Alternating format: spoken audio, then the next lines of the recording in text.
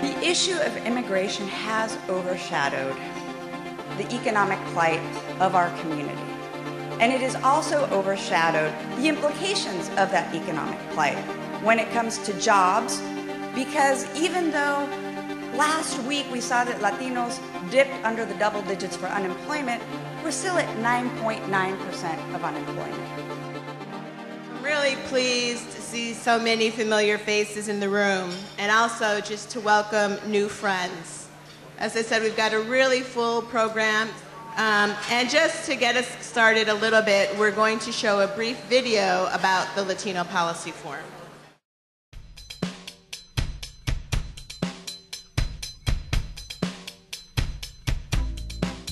Work that the Latino Policy Forum has done for the Latino community, but also to inform the work of those other constituencies: philanthropy, education, early childhood, housing, have really led to a different dialogue, a different conversation.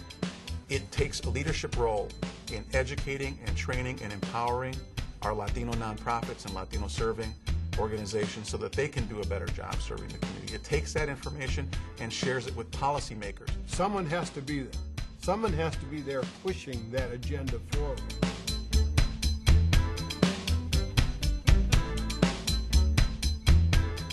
Some of the issues in education are, of course, resources. We have greater need and demand in certain areas because of poverty, other social circumstances. Students just need extra resources. You know, if we don't invest in our human capital, and Latino community is fueling the growth of that human capital in this city, in this state, and across the nation. And so we cannot miss the opportunity to invest. And the Latino Policy Forum has helped us to make that investment and make it wisely. They're the megaphone that helps amplify that voice and focus it to the folks who need to hear it, the policymakers. And Latino Policy Forum helps, by definition, those decisions to be better because we get better information and feedback from the community.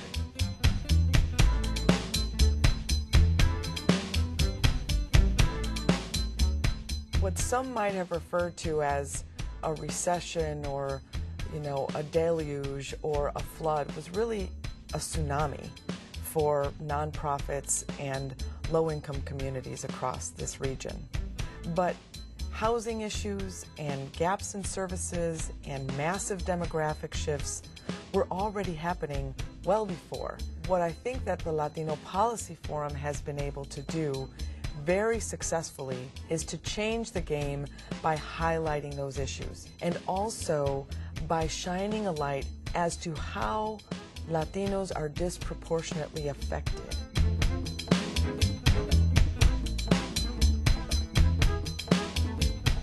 There are often statements about what the true cost of immigrants is, erroneous comments about immigrants take from the system more than they put into it.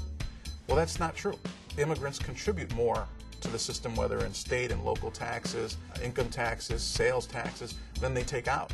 And so the ability to have that kind of information and data to counter the misinformation is extremely important.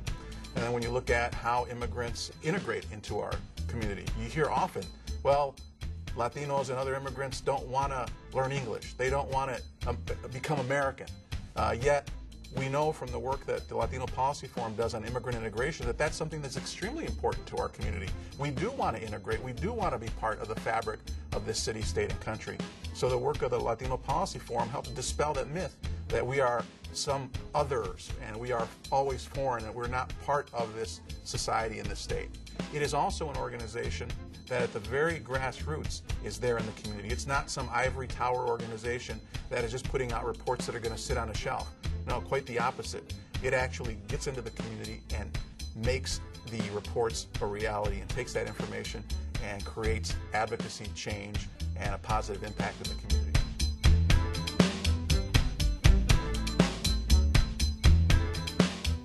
The issue of parity in leadership in Addison and in the state and Chicago region in general certainly is a challenge. We need to work with the Policy Forum to help the Latino population feel comfortable in contributing to the political life of the community. leadership is there for everyone, and that they are an important part of that. And I think it's up to us as leaders then to be out identifying those people. The policy forum is an important role in advocating for communities like us to say, yes, these communities do need this help. Here's a program that really is accomplishing something that's good for Addison, it's good for the Chicago area, good for the state, and good for the nation. We are not just collaborating. We're not talking about good ideas. We're talking about what is the right thing to do. They say that knowledge is power, but knowledge alone isn't enough. Latino Policy Forum also takes that knowledge and puts it into action by going and training the community, by going and advocating in Springfield or Washington, by being engaged in policy-making bodies in the state of Illinois. That work fuels other investments of public money and other private monies that go to the best possible use. So any organization that invests in the Latino Policy Forum is going to be making an excellent investment in the community.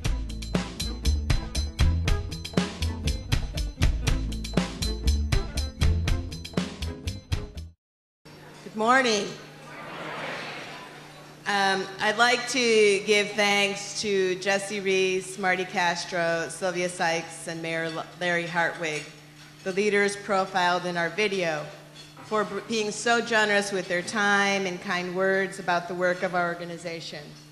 It's really heartwarming for me to hear such wonderful things about our organization from the mouths of friends. I didn't know we did all of that. Sometimes I can't see the forest for the trees because I'm just so immersed in it. So it's wonderful to know that what we're doing is really being communicated out there. Didn't they all just do a fabulous job in the video?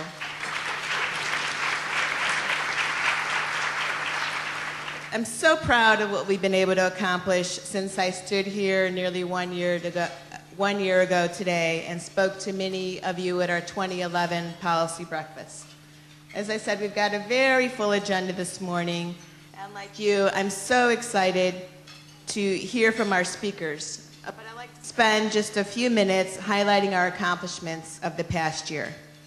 As you know, we don't impact policy in a vacuum. It is a slow, sometimes laborious process. But the strength of the Latino Policy Forum lies in our numbers, in our collaborative work, and the hundreds and hundreds of community members and community leaders who walk in partnership with us on a daily basis. For example, we engaged 500 stakeholders, educators, parents, community leaders, in the process of producing our Shaping the Future Education report, which is available on the back table. This report, which we released in June, outlines an ambitious plan to improve Latino education outcomes that we released this summer. More than 20 times this year, we've coached Latino leaders to deliver testimony on a variety of critical issues, lifting the Latino voice in Springfield. Over the past month alone, we've brought more than 70 different leaders to the table at meetings with key leadership from organizations like the Chicago Housing Authority, the U.S. Department of Housing and Urban Development, Chicago Public Schools, the Illinois Attorney General, and Governor Quinn's office, among others. While each agenda is distinct, the commonality is that we are working to negotiate an equitable share of resources and outreach to our growing Latino community. And almost every day, we're working to train community members, more than 500 this year, in parent education, in fair housing, to understand the complexities of immigration reform, and to be community leaders. It is against this backdrop of success and community engagement that we are faced with a challenge. So despite the 50% growth of Latino voter turnout over the past decade, less than half of the Latinos that are citizens of voting age in Illinois actually vote on election day. And while the number of voters has grown significantly, there's still a significant number that aren't voting. And that's what we've got here to discuss today, the so-called sleeping giant that is the Latino vote. Please join me in welcoming my dear friend, Patricia Lara Garza.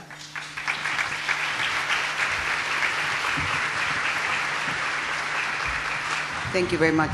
Good morning, everybody, and thank you, Sylvia. I am so pleased to be here again to support this effort and to support the Latino Policy Forum. We've been involved, Allstate has been involved for the past 4 years because the mission of the Latino Policy Forum is so critical. As a long-time diversity champion and as a strong supporter of communities all across the country, Allstate is proud to be here to sponsor today's event. I credit the speakers for being here today to share their perspectives, and I credit the board and the staff of the Latino Policy Forum for creating this space that makes that sharing of perspectives possible. I also credit you for taking the time to be here to learn more about these important matters and become better informed citizens. I'm also pleased to introduce our keynote speaker, Dr. Victoria De Francesco Soto, for her contributions to lifting the dialogue around the Latino vote. I'm looking forward to what Victoria has to say, and I'm also looking forward to hear the remarks from Senate President John Cullerton and Senate Minority Leader Christine Radogno about how Latino political clout is growing here in Illinois. At the end of their remarks, Grant Hines from Crane Chicago Business is going to facilitate our 3 speakers in a question and answer session using questions from you, the audience. So to pose a question, please note it on the cards that you'll find at your table. Following Victoria's address in just a few minutes, staff from the Latino Policy Forum will come around to collect your questions, so please have them ready. Now it's my distinct pleasure to introduce our keynote speaker. Dr. Victoria Del Francesco Soto is a fellow at the Center for Politics and Governance at the Lyndon B. Johnson School of Public Affairs at the University of Texas. Victoria is currently a senior analyst for Latino decisions and senior fellow at the Bernard Center for Women, Politics, and Public Policy. Her research on political behavior has been widely published in scholarly journals and cited in the New York Times, Los Angeles Times, Chicago Tribune, Time, and Politico. Fluent in both English and Spanish, Victoria provides political analysis on both U.S. politics and its implications for countries abroad. In her media analysis, Victoria is passionate about making social science relatable to real-time political events, so it'll be great to hear from her today. Victoria is an MSNBC contributor and a regular political analyst for Telemundo. She's also a regular blogger for Political's Arena, The Huffington Post, and NBC Latino. Victoria received her degree in political science from Duke University and was recently named one of the top 12 scholars in the country by Diverse magazine. She has also taught at Northwestern University and Rutgers. Victoria is of Italian, Jewish, and Mexican heritage, so she covers a lot of territory, folks, and visits us here from beautiful Austin, Texas. Please join me in welcoming Dr. Victoria De Francesco Soto.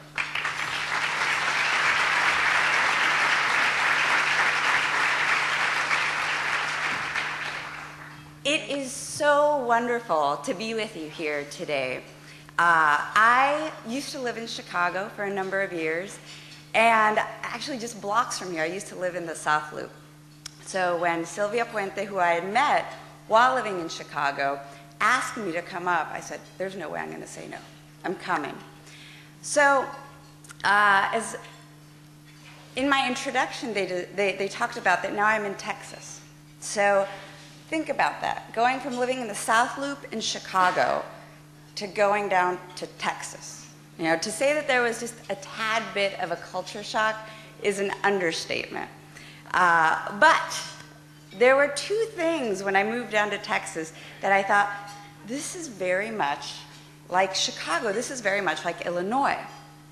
And the first was the Latino population and the boom in Latino population, because both Texas and Illinois have this traditional Latino population, but the rate of growth has been tremendous. And more interestingly, it's been growing not just in your Chicagos and in your Houstons, but in your Napervilles and your Round Rocks and your Temples and your Ciceros.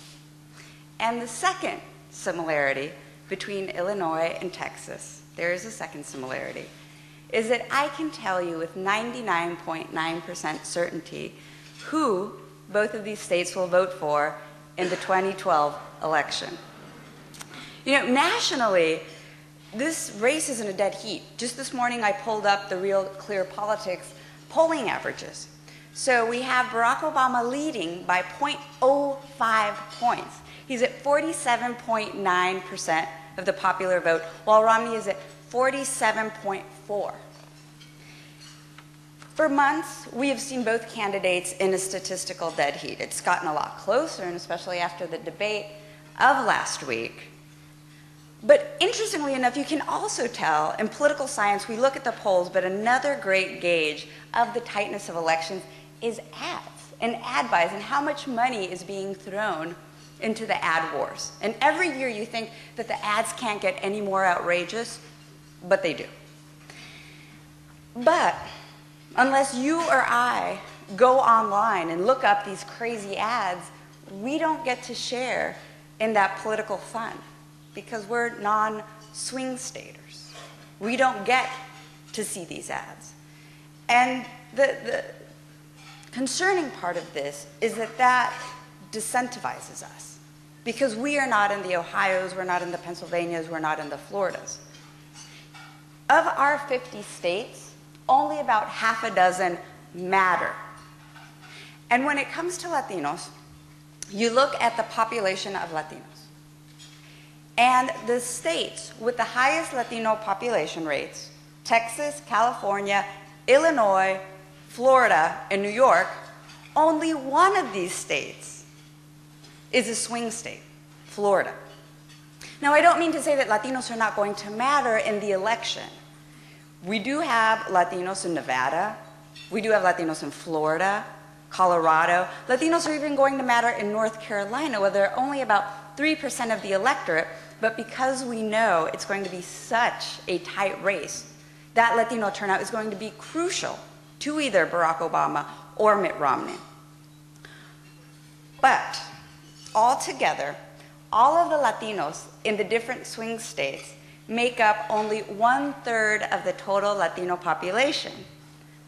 So what do we do about the other 2/3 of us who don't live in swing states, or those other non-Latinos who don't live in swing states? Well, the brutal truth is that we really don't matter all that much when it comes to the presidential election, when it comes to deciding whether Mitt Romney or Barack Obama will occupy the White House come January 1st. But last time I checked, the president isn't just the only elected office in this country. We elect thousands of other positions every November, and that's not counting all of the local level elections that take place on off November months. And here in Illinois, on November 6th, we are going to have 393 other positions elected. And I know this because I went onto the Secretary of State's website and I counted. All politics is local. And I don't think there is a place on earth that gets it more than Chicago. If you want your trash picked up, or if the snow isn't plowed, who are you going to call? You're going to call your alderman, your city councilman in non-Chicago cities. If Nana's Social Security check does not come in, you're going to call your state rep or your state senator.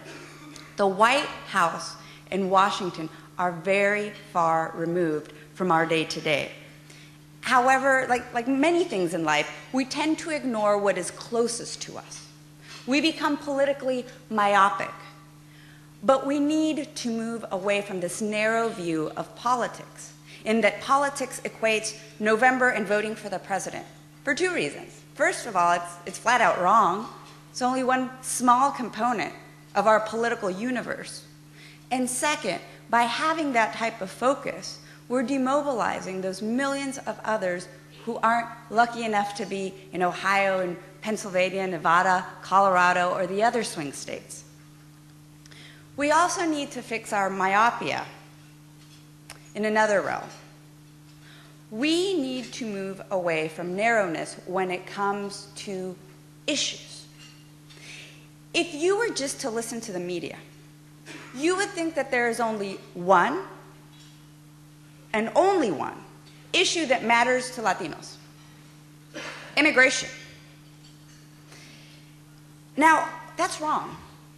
And I'm not just saying that subjectively. Statistically, it's wrong. At Latino Decisions, we do tracking polls, and the #1 issue of concern to Latinos is the economy, just as it has been to everyone else. Immigration is a very important concern too, and that's up there, but so is education and healthcare. The issue of immigration has overshadowed the economic plight of our community. And it has also overshadowed the implications of that economic plight when it comes to jobs, because even though last week we saw that Latinos dipped under the double digits for unemployment, we're still at 9.9% of unemployment. In terms of education, we hold the dubious honor of having the highest high school dropout rates. And even within that, Latinas are the ones who suffer those rates. And issues of housing. So sometimes the spotlight is trained away from really the things that are most pressing to us. I just want to give you a couple of statistics here, if you'll indulge me. Between 2005 and 2009, Latino wealth plummeted by 66%. Let me repeat that, 66%. Latinos were the hardest hit by the recession. Before the recession, the Latino to white ratio of wealth was 9-to-1, which isn't that great to begin with. But after the recession, it was 18-to-1. And Latinos are not just losing wealth, not just losing middle class status at the aggregate, we're also seeing a concentration of wealth within the Latino community. So rich Latinos are getting richer, poor Latinos are getting poorer. The richest increased from 56% to 72% between 2005 and 2009. Within one generation, we're seeing Latinos going from working class to middle class and back down again to working class. This wasn't the way it was supposed to work. Now, us political analysts, every election year will say, this is the most important election ever. Well, this is. And again, when I say election, I don't just mean the president. I mean the thousands of other elections that are taking place. Because this election is going to determine our crossroads. Not just for us right now, but for generations to come. There are two options for the Latino community on the wake of this recession. The first is that we become stronger, that we are mobilized by these recent hardships and become more united. Or as my mother says, what doesn't kill you makes you stronger. The second possible road is that we stagnate, is that we've just been beaten down too hard by that plummeting 66% in wealth drop. It's in our hands to decide if it's going to be the first road or the second road. And it's understandable to think how folks could become disillusioned. These are very grim numbers. But we are an optimistic people.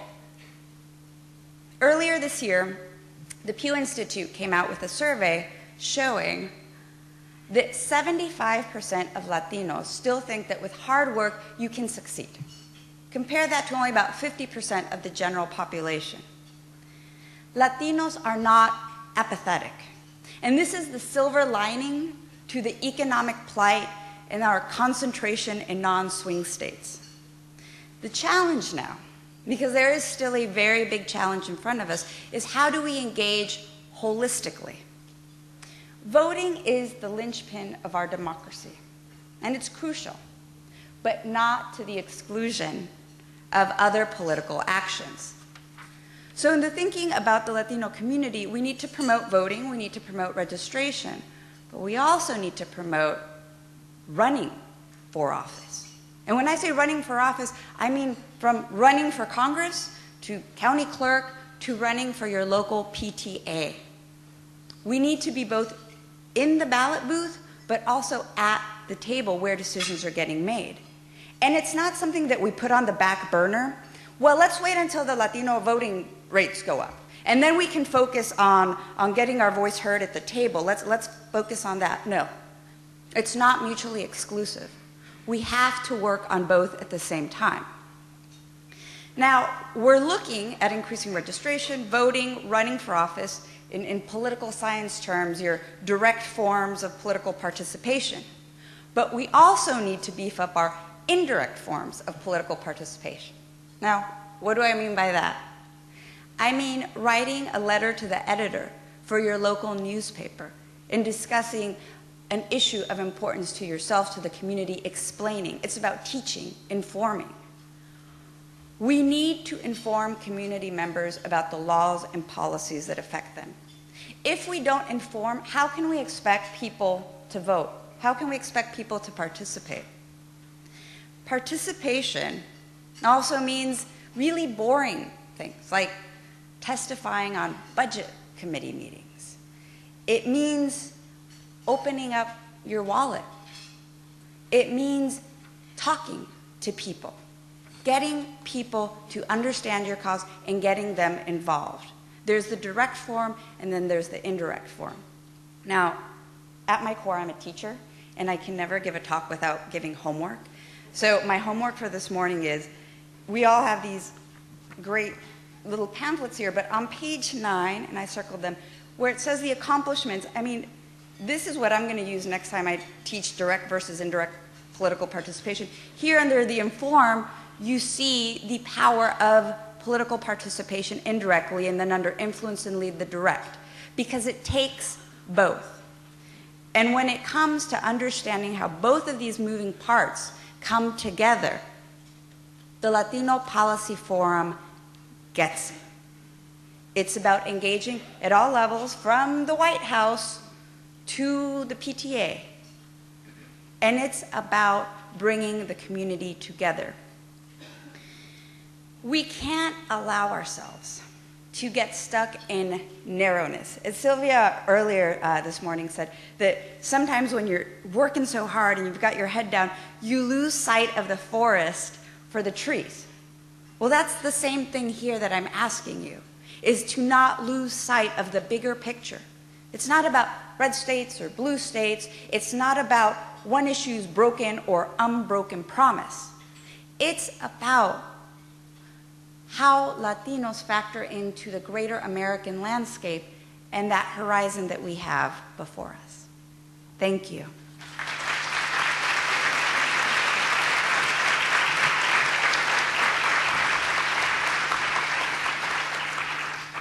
Thank you very much, Victoria. Please join me in, again, thanking Victoria for her remarks. I'm so pleased now to invite 3 additional guests to the stage to discuss what the national statistics and trends that Victoria has discussed, especially what they mean for us here in Illinois.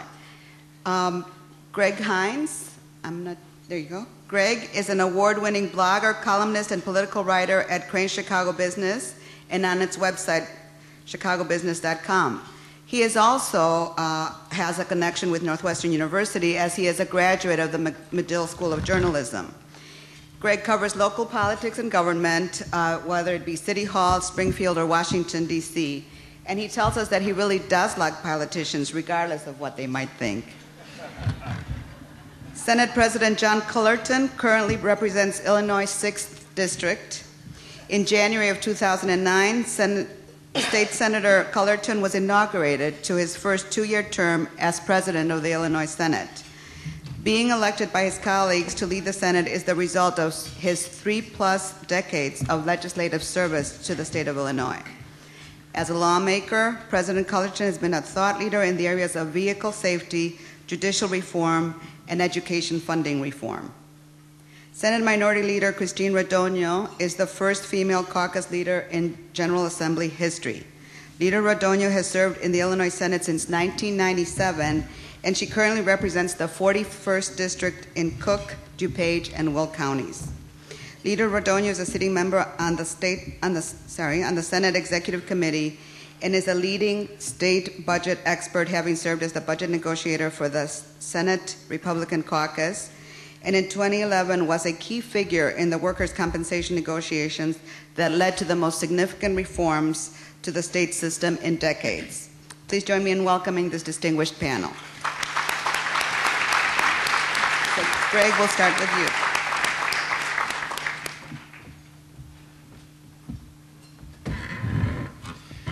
If I can mix a metaphor here, buenos dias, y'all. Thank you for having me. Thank you for having the panel. As those from Cranes can tell you, early morning breakfasts are one of the finer things in life, and I truly love them. But this is a good event. This reminds me a little bit of my grandparents, who, even though they both grew up in the same little village on the north coast of Sicily, Cefalù, they didn't meet until they came to Chicago. And as my grandmother used to say, Cefalù was 2 days mule ride east of Palermo. They moved here, they met here, they got married, they ran a little grocery store out in the Austin neighborhood on the west side, and what they did is really what you're doing here too. The story of immigrant groups coming to this country, trying to make their market, find their way, and get their piece of the pie is as old as America. It's quintessentially American, and that's what we're all engaged in today. I found Victoria's remarks to be interesting. I would take to heart what she said, that it's not just the presidency that counts. It isn't. Barack Obama didn't start out as president. He started out as a state senator. He had a little district here in the city of Chicago that elected him. But I would not discount the presidency either. It wasn't for nothing yesterday that Mr. Obama, who's still trying to recover from the first debate, where did he go? He went to the house of Cesar Chavez, because he clearly thinks that the Latino vote is going to be important, not necessarily definitive in Illinois or in Texas, but in Colorado, in New Mexico, in Florida. You bet. He was trying to send a message. Anyhow, you didn't come here to listen to me, so I'm going to go to our speakers. And the first one up is the president of the Illinois Senate, my state senator. I live in his district, John Cullerton. Great. Thank you very much, Greg. I really appreciate the Latino Policy Forum for organizing this event. And Dr. Soto pointed out, I believe correctly during her remarks, that all politics are local. And it's important that you understand some of the work that we're doing in Springfield and how it impacts you. But first I wanted to just, Greg had mentioned immigrant stories. I'm very proud of my immigrant background, although I must tell you it started many, many years ago. My ancestors came from Ireland to Chicago in 1835, which was when the population was about 4,000 people. And the son of the immigrant went into politics, actually got elected state representative in 1872, which meant that he served in the old state capitol, what we call the old state capitol, and then became an alderman in Chicago, died in 1920, and lived on 20th Street in Ashland, and then they named the street after him in 1920 because he had been an alderman for so long. And I must tell you, it's kind of a recurring nightmare that Alderman Solis in that Pilsen neighborhood would want to change the name of Cullerton Street to maybe Solis Street or something like that. I wake up in the middle of the night. So there's been many population shifts, and we in the legislature have resulted in us redistricting both congressional districts as well as state senate and state rep districts. And every legislator is up for election this year. That happens once every 10 years. So despite the composition of the state, whether the Latino percent is 50% or 5%, one person, one vote gives everybody in the Latino community the power to hold candidates accountable. And I know that in our 24-hour news cycles, you've heard from both sides, and I've heard, obviously there's a big focus on the presidential election.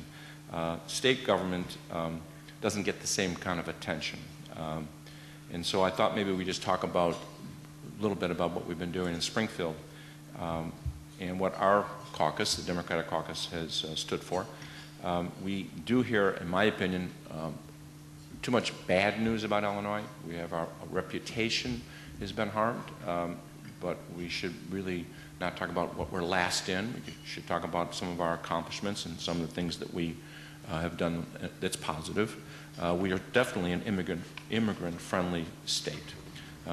We were the first state to open a statewide office of the New Americas, where we run the largest citizenship program in the country. We were the first to reject the Secure Communities program, which was separating families over traffic violations. Through legislative action, we passed legislation to block a new immigration prison in Crete, Illinois, that would have cut jobs and separated more families.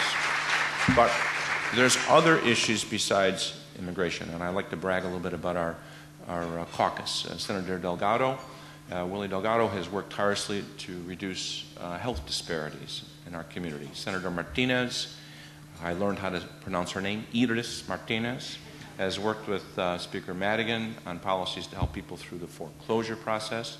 Senator Tony Munoz is working with the mayor to make our streets safer.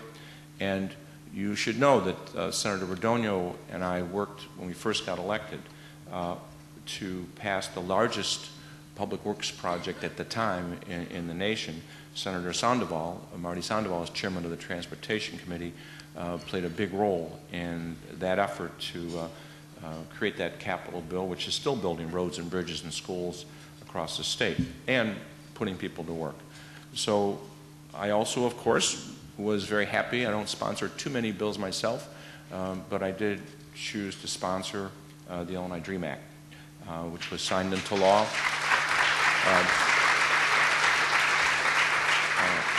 Again, an area that we had bipartisan support with the Republicans in the Senate. And so therefore, the next generation of immigrants and refugee leaders with the opportunity can pursue higher education. So,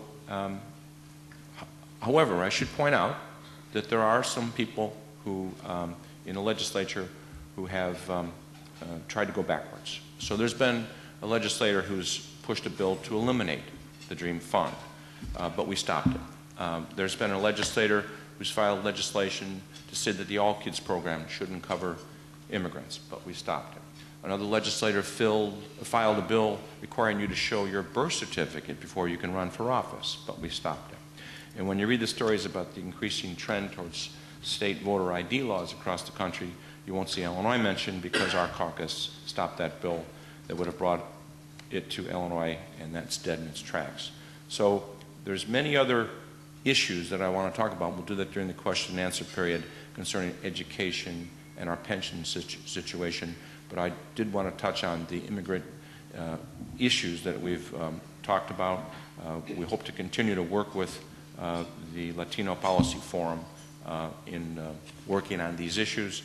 And again, I look forward to question and answers, and thank you very much for inviting me.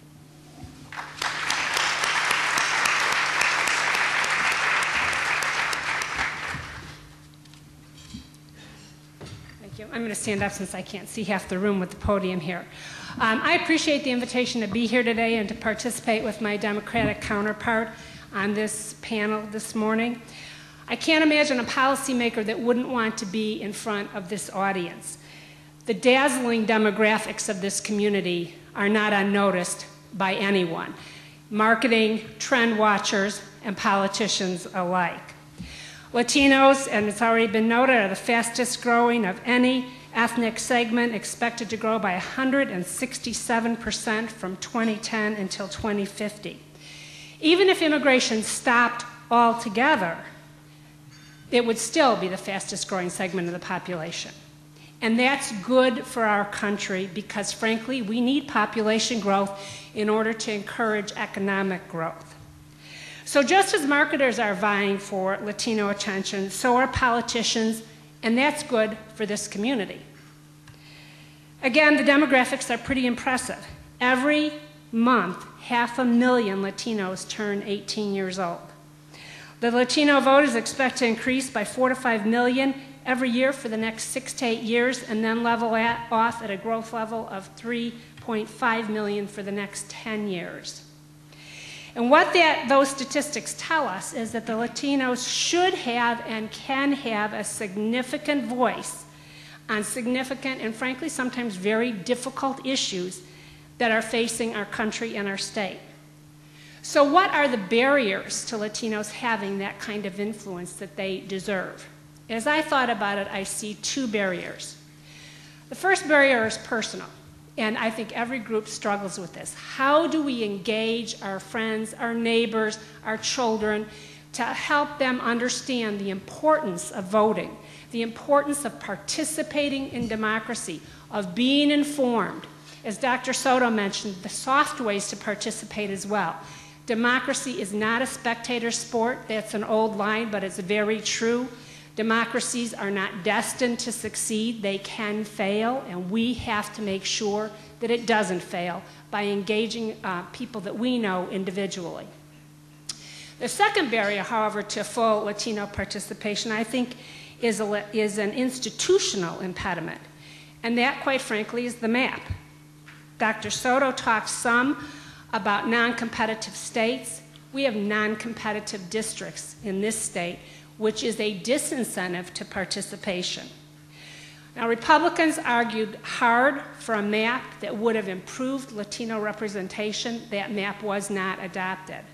That's unfortunate because we will live with that map for 10 years. But we have a chance going forward to continue to work together, to work on all the issues, as has been mentioned. It's not just immigration issues, but it's the economy, it's education, it's human services, transportation, public safety. There are a lot of issues that we need participation on. And we as Republicans are anxious to have input from the Latino community. Mistakes have been made in the past on the Republican side in terms of outreach to this community, or lack thereof.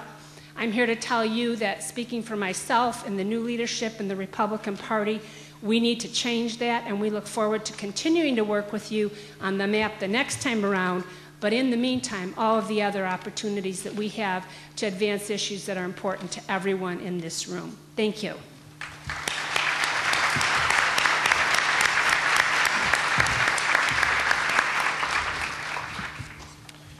Thank you both. We have some questions, but I'm going to exert moderator's prerogative and put in the first one myself. As Dr. Soto suggested, all politics indeed are local. In Illinois, we have a local problem that I think is of particular significance to the Latino population, which is new and a little more needy than other populations.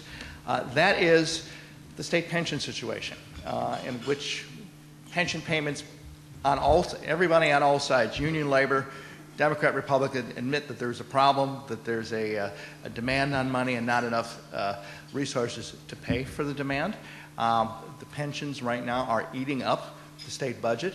The money that's not going to schools, not going to health care, not going to social services, not going to highways, not going to all kinds of stuff, instead is going to pay pensions, and it's not enough to meet the need.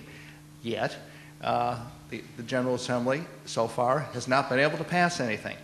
To their credit, Ms. Redonia and Senator Cullerton, President Cullerton, did pass a bill that did a little something about the problem.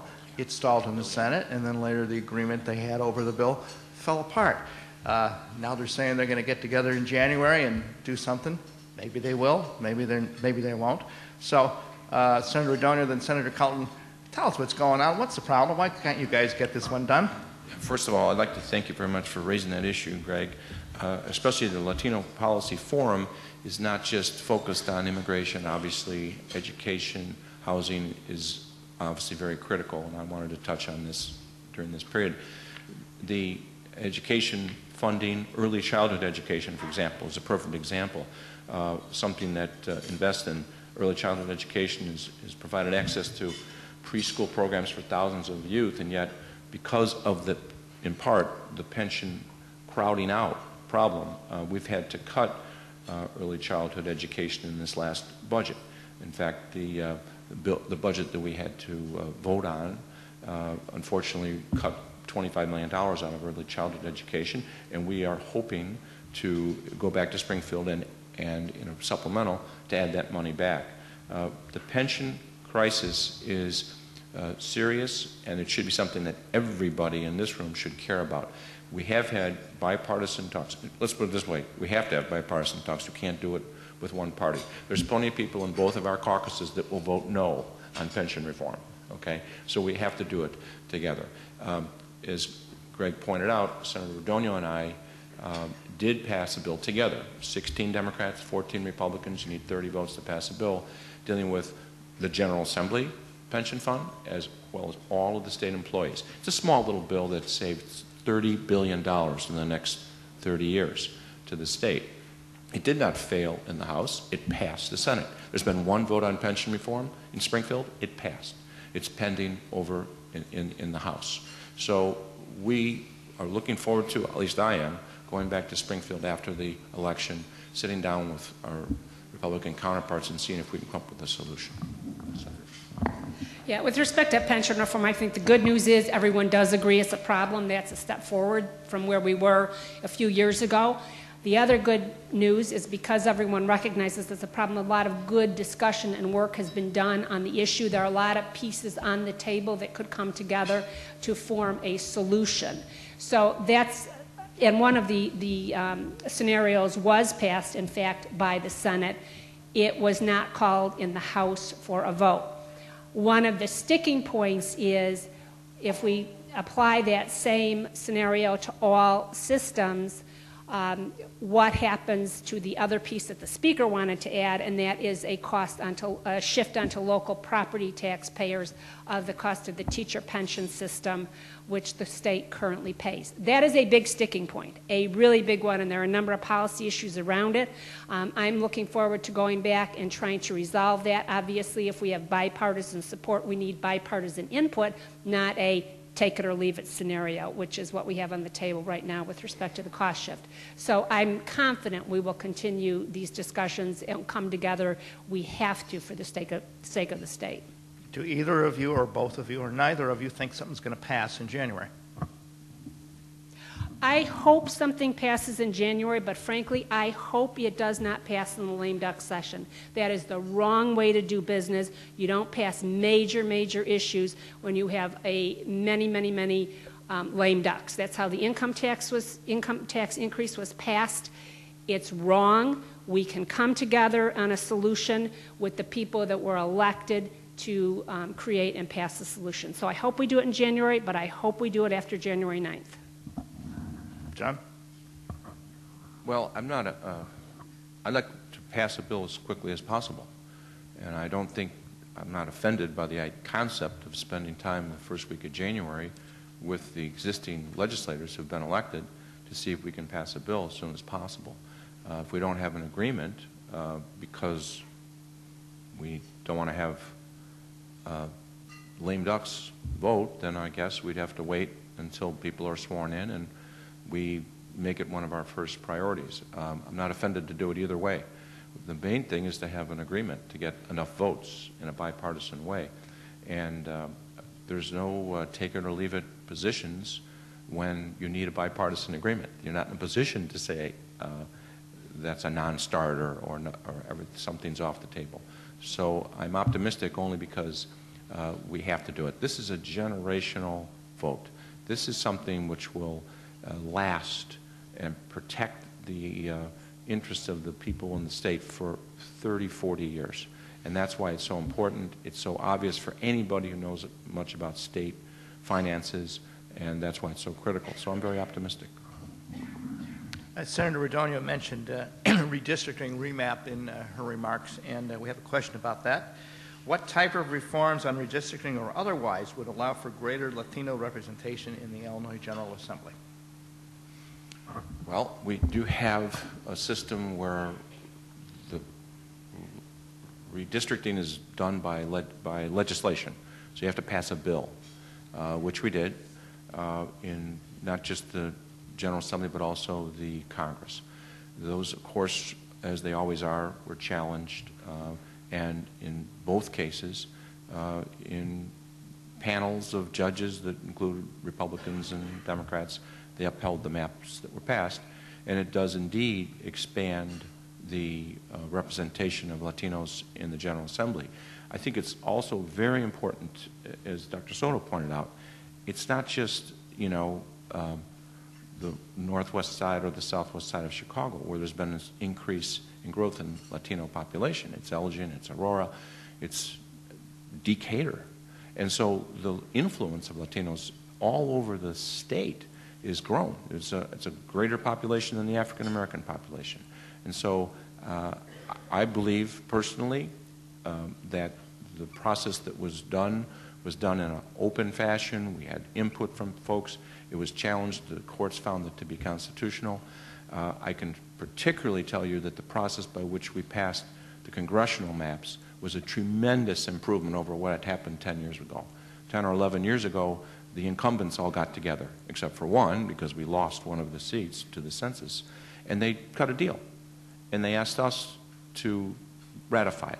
And Senator Rodonio and I suspect, reluctantly, certainly in my case, reluctantly went along with that. This time, we didn't let the incumbents do that. What we tried to do was have competitive districts. And you will see in this election, in the next 10 years, there's at least 7 districts out of the 18 that we have that are extremely competitive. They could go either way. And that's what Washington needs. They need people to go there who are concerned about both sides of the aisle, both sides of the constituency which is in their district. And I think that is actually a tremendous improvement over what we had 10 years ago. If I could comment briefly on the beyond the districting issue, you know, I think that is probably the most direct one, but the importance of the farm team, you know, because if you want to see more representatives at your state level, whether it's in Illinois or in Texas or in Arizona or in Idaho, you need to have people ready to run, and not just saying, hey, I want to sign up, I want to run, but to have the capabilities and to have the qualifications to know how to run. So not just qualifications, also having the financial backing. So I think there's a lot you can do within your own community to foster those folks to then get elected and have that voice at the higher level. Senator Rodonio, let me bring this back to remap, though. Do you agree with Senator Cullerton's suggestion that this map was drawn with the idea of creating competitive districts? I think it happened in spite of, not because of the map. Yeah, I mean, the districts, I think many of those races are more competitive than I believe the Democrats had hoped they would be. I do want to mention, though, there are other models for redistricting. It is inherently a political process, but I think there are other models out there. Republicans led the charge on the FAIR map, which had some other elements in it. I don't recall them all off the top of my head as we're speaking, that would have changed the redistricting process somewhat. So there are better ways to do the map that don't result in what I believe is, frankly, in this time around, a suppression of the opportunities for the Latino community. And just to give you one example, out in Aurora, where we've got a district that is clearly a Democrat district, we have a pocket of Hispanic population. We've got a candidate running on the Republican side now who really is going to have a difficult time because it's a Democrat district, but there is a Democrat woman who is the incumbent, and you know, she is going to win. There was not an opportunity really for a primary on that side. So drawing the districts in such a way that it's tough for somebody to win goes to the point Dr. Soto made. Anybody worth their salt is not going to run in a district that you're going to lose in. You need to have a truly competitive map to have that opportunity. And then you get people who are successful in their careers and their communities saying, I want to raise my hand and run because I can make a difference and I'm going to get elected. I'm not going to do a suicide mission on a map that I can't win on. It can be done better. Next question. The largest increase in the Latino population in the last census occurred outside of the city of Chicago. In your opinion, how are these demographic shifts affecting state and local elections now, and how will they affect them in the future? Yeah.